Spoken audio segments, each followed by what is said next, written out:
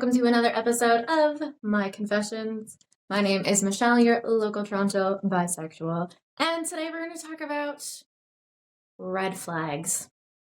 Yeah, that's where we're going to go today. So I thought I'd wear red for the occasion. It's actually my favorite color, because it's a great color.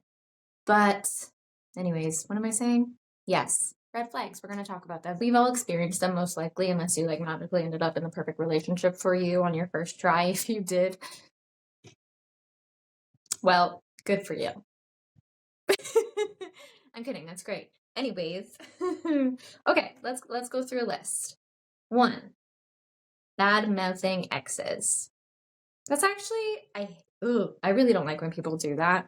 Obviously, there's a difference between talking about what happened and if they hurt you a lot or were abusive or controlling or any of these things, then you have the right to feel those feelings and express it, of course. But when you're just like, oh, my ex was so crazy. Oh, my ex always did this. Oh, my ex did XYZ all the time. And you're just always complaining about them, or you have the same thing to say about every single ex, that is such a red flag, red flag. Because, there's only one common denominator there, and sorry, but that's you. So yeah, having bad relationships and hurtful relationships is one thing, but always bad-mouthing all your exes, 100% a red flag. So stop it. Be nice. Or at least be civil. Whatever. Okay, another one. Rushing into things. This is a big one that happens a lot in the women loving women community, queer human people. We tend to, especially it's a lesbian stereotype, but honestly I feel like a lot of queer people do it even if they're not a lesbian. But yeah, just falling so instantaneously and moving so fast. Why? I've gone too fast as well in relationships. Moving really quickly, saying I love you right away. Whoa, scary. Or making plans for next year right away, or I don't know. And people do these things, they just swallow you whole and take you and just be like, you're mine and nobody else's.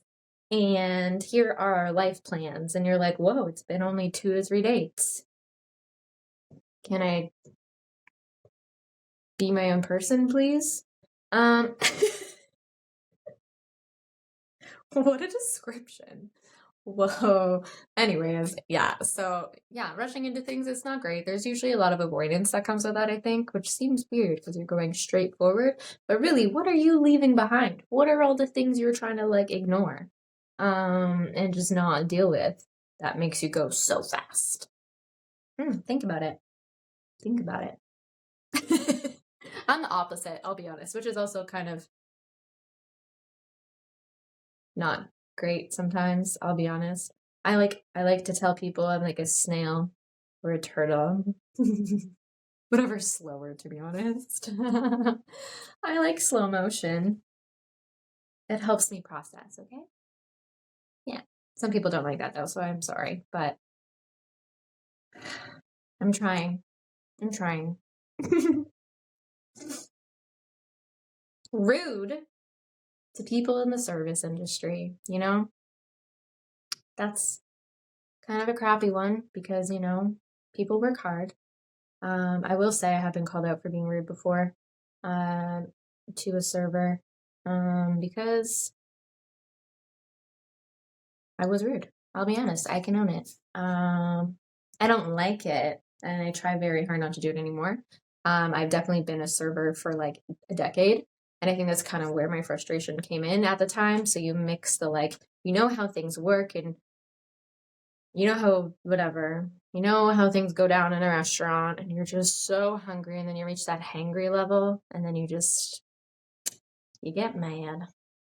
But luckily, one of my exes actually called me out on it and was like, Michelle, that's not okay. And since then, I've been very aware of it. Sometimes you just need to let somebody know they're doing something that's shitty, and then they'll be like, oh, I'm sorry, I didn't realize. And then you fix it. You would think that I would realize I was being shitty, but because of the blind rage of my hangriness, I didn't realize. Yeah. So sometimes it's actually good to call people out. Luckily, this person was patient with me and wasn't like, oop, red flag, bye. They said, hey, don't do this anymore. But yeah, if that's a thing that consistently happens all of the time, that's actually like really horrible. Like these are just human beings and they're at work trying to give you some freaking food or drinks or whatever. Yeah, so yeah, treat them respectfully. Yes. I always hated that when people were rude in restaurants. It would make me feel bad for everyone else at the table. So I get it. It's very uncomfortable when you're like the other person watching somebody be rude to someone who's in the service industry. Yeah, it's really crappy. So yeah, don't do it. Let's talk about jealousy. Like early on, jealousy in dating. That's a very big red flag because usually that starts to like bring you into that controlling behavior and the telling you where you can go, who you can see, when you can do it, and then you start alienating yourself from the people that you love other than this one person. And then they'll like be like, hey, I don't think you should post that, it's too revealing. And then you're like, oh, okay, so you listen and take it down, and then you're like chipping away at yourself to make this other person feel better. That just went somewhere that I don't know. Anyways, clearly lived experience. But yeah, that early on jealousy is like obviously all humans feel jealous at some point, even when you're polyamorous or in an open relationship. Like it's a natural human feeling. The point of that feeling is to go inwards and figure out why, and then either have a conversation with yourself or have a conversation with whoever else is involved and, talk about it.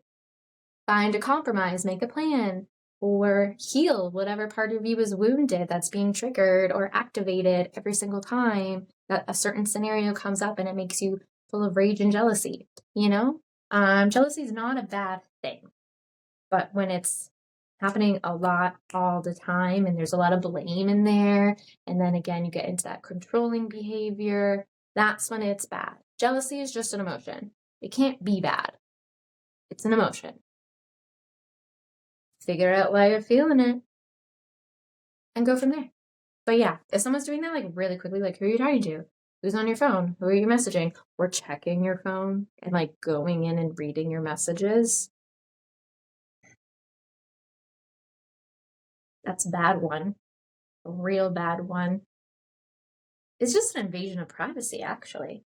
Anyways, yeah, so early signs of jealousy can really go a lot of places that you don't want it to go. So that's definitely a big one to be like, I'm not your property. You don't own me. Yeah, speaking on that jealousy note, I've definitely, you didn't clue in, definitely had that personal experience. Because again, everyone's different. Our limits are different, and that's okay. But you have to figure that out for yourself. Where are your limits? Don't go trying to change somebody. Don't be like, oh, you should wear more clothes. Oh, I don't want other people thinking you're sexy. Oh, I don't want other people close to you. I don't want you to be friends with this person and this person and that person. I'm really uncomfortable when you text this person. Why? Obviously, if there's a reason, then there's a reason, but why? There's always a reason. Oh my gosh. Why?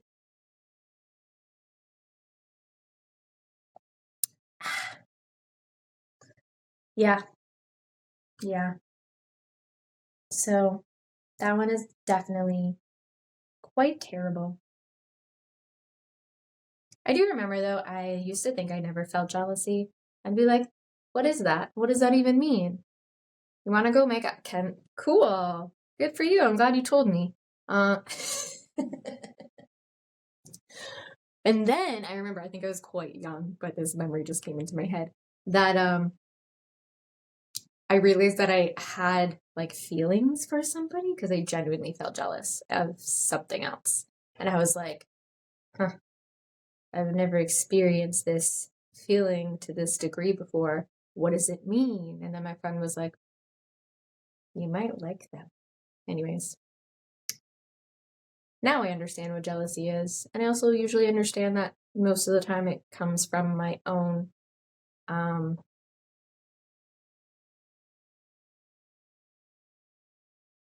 forgot the word. Self something.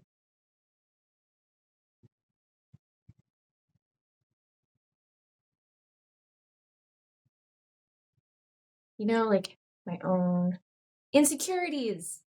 That word shouldn't have been so excited. But yeah, it usually comes from a place that I'm insecure because of something else. You know, it's usually connected to something entirely different. Um, so it's, you know, figuring that out and asking why, and then having a tough conversation if you have to be like, yo, I felt these feelings and I don't want to feel them anymore.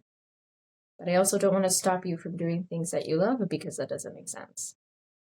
Anyways, yes. So yeah, jealousy is easily manageable as long as you're open to communicate. Another big one that can feel little at the time when it's like a new relationship is refusing to compromise. And this just means like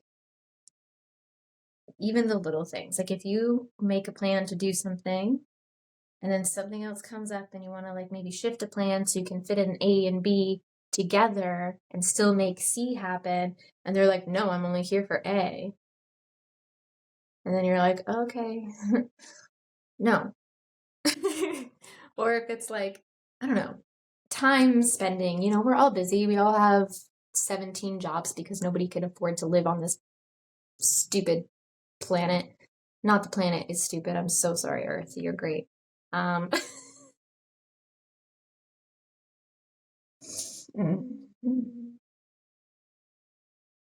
Capitalism is stupid.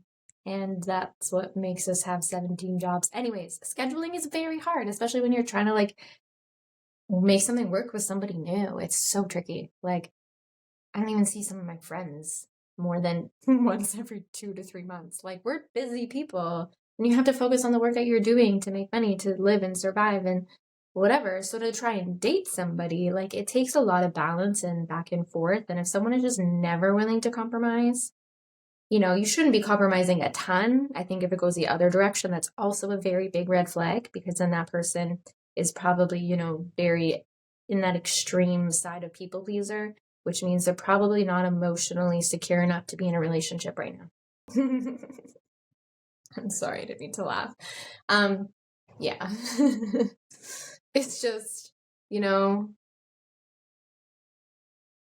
I've been both so many times. I've been such the people pleaser, but then also been the one that got everything I wanted, and it's neither is good. I had a lot to learn. I'm still learning, obviously. So I'm talking about all of this because it's a learning process that we're in together. I was holding the mug too long in that same way, and it wasn't a very comfortable way. I was just like wanting to show how cute it was. And then I realized I was holding it like that for like 10 minutes, maybe 20. And that was silly. So now my hand's a little crampy. Okay, moving on. Pushing boundaries. Oh my God. Horrible red flag. Because I'm sorry, but we have boundaries for reasons. They're important, whether they're physical or emotional. It does not matter. If someone says, hey, this is a boundary that I have, respect it. No ifs, ands, or buts. Respect it. Yeah? Even playfully. A lot of a lot of people will playfully cross a boundary and kind of make a joke out of it. Or like, yeah, anyways, it's extremely disrespectful to do that, whether it's a partner, a friend, a family member. And I feel like that happens more so in families, honestly, because I don't know, people like to think things are funny when they're not funny. So boundaries, they're important, they're there. It's a hard no, unless they say it's a soft boundary, obviously. But, you know, if someone says this is a boundary, that's a hard line. Yeah, don't cross it. Again, whether it's emotional, physical, it does not matter. It's there for a reason. You don't need to know why until they trust you with the why, and they may never trust you with the why because that's personal and it's fine. Don't worry about it. Just respect the boundary. It is what it is, right then and there. So if someone isn't doing that, call them out on it or just leave. Again, if you don't want the confrontation, you can just say, I'm sorry, this isn't working for me. And then you're no longer dating. The end. I say that like it's easy. Oh my gosh. Love bombing. I hate it because it's so easy to fall for. I don't know, I was kind of singing there. But I really didn't think I'd ever be one to fall for love bombing until it happened. And then it hit me like a truck. And it was like emotional whiplash, you know, the back and the forth. And it was so much. And this person, oh my gosh, I fell for all of it. And it felt so nice to be so cared for and so loved and all these things. But then it was done. And then I'd go through, what's it called? Like withdrawal. You know, you're like, where'd they go? Where is this person I've been talking to 24/7 for the last few months? Oh, no longer in my life. Cool. Yeah. Anyways, that one.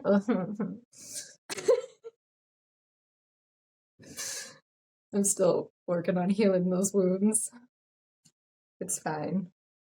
It was actually a while ago, but I just, that was my first time really like getting love bombed, I think. So it was a big like slap in the face. I'm gonna read this definition first, actually, because I feel like love bombing gets a little bit misunderstood sometimes.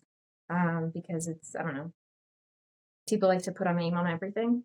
Love bombing is when a partner you're newly dating comes on very strong with praise, affection, grand gestures that make you feel like the biggest catch in the world, creating an intense connection quickly.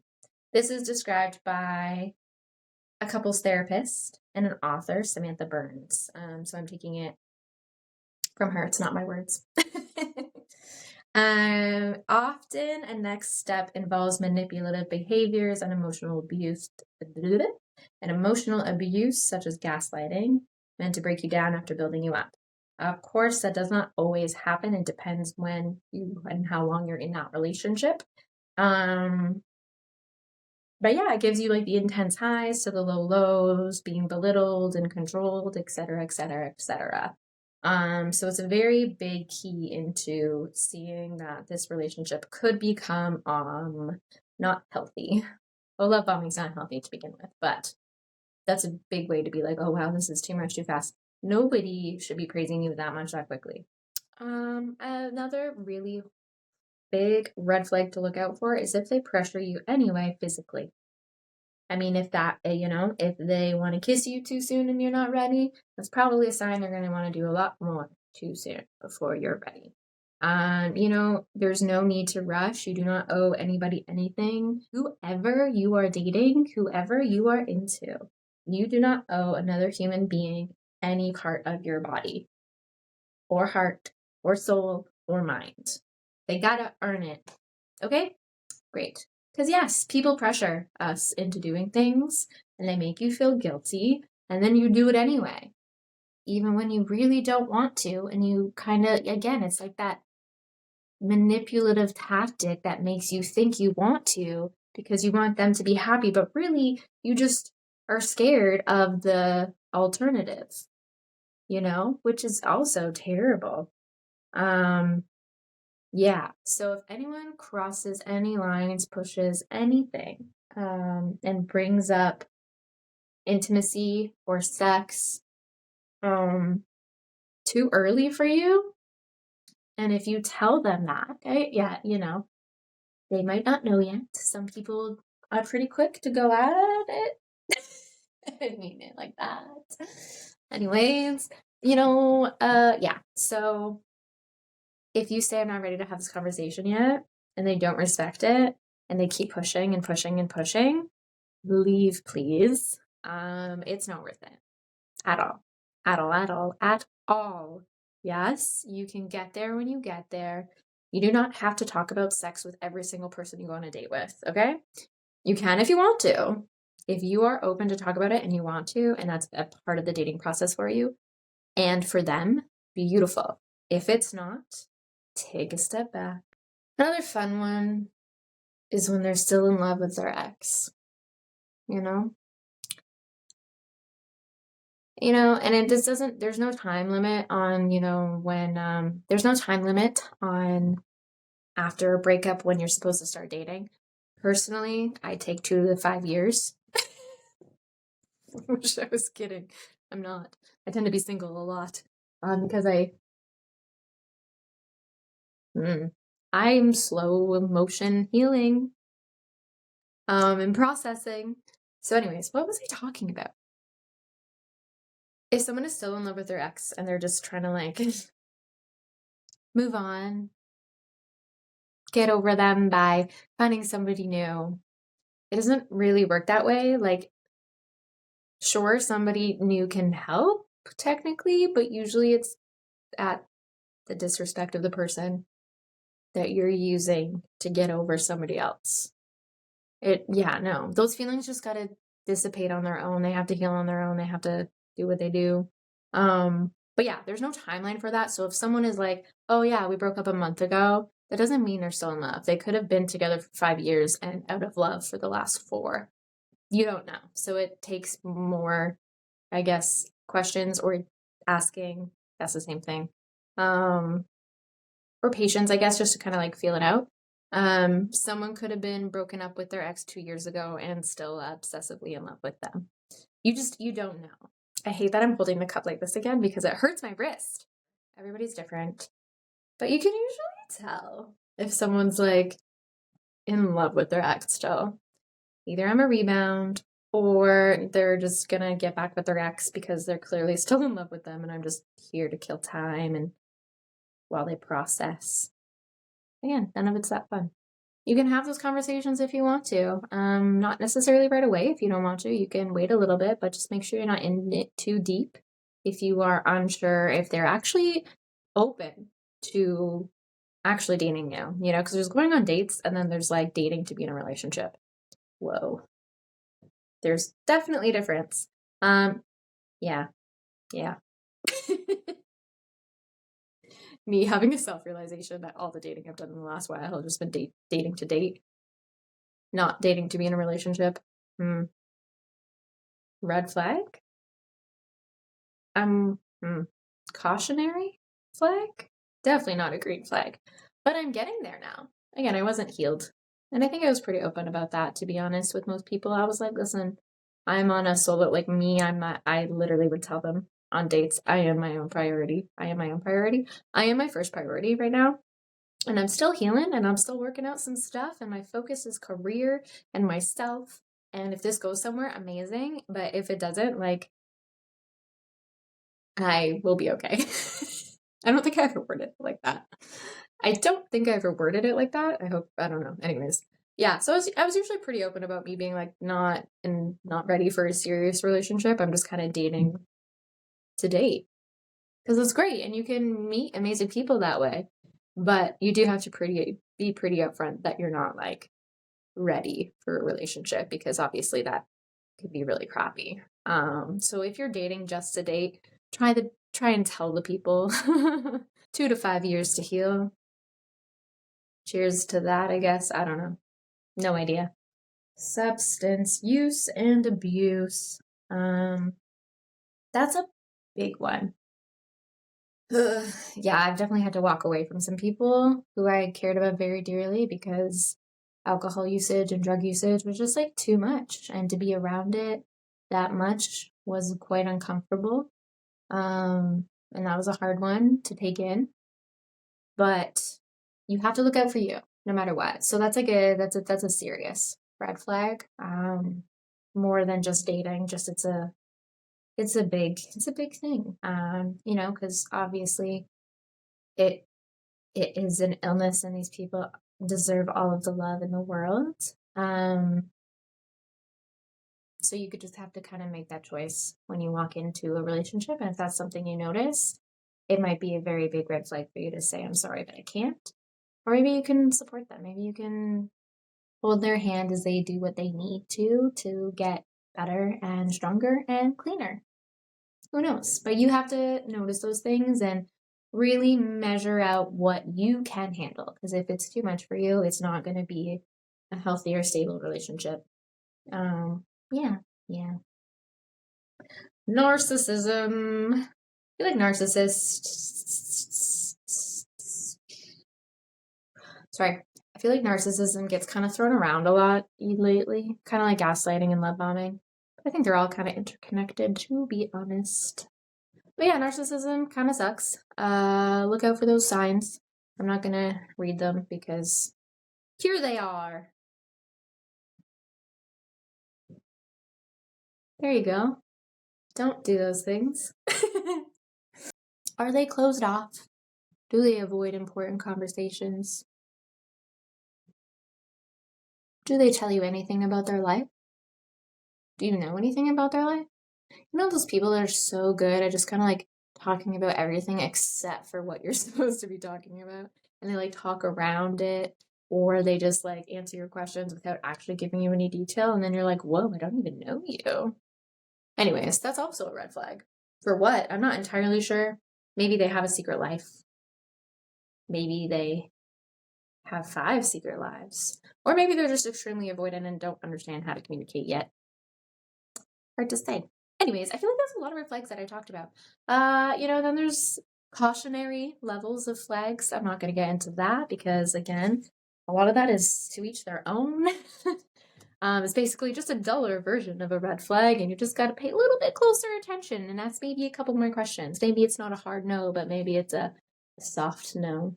Or let me go on 2 more dates and find out, and then no.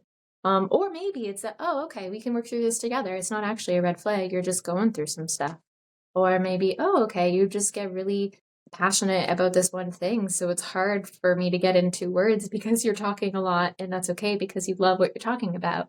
And that kind of makes me fall for you more. Who knows? It could go any direction. Whoa! Okay. This was another episode of my confessions. I need to switch hands.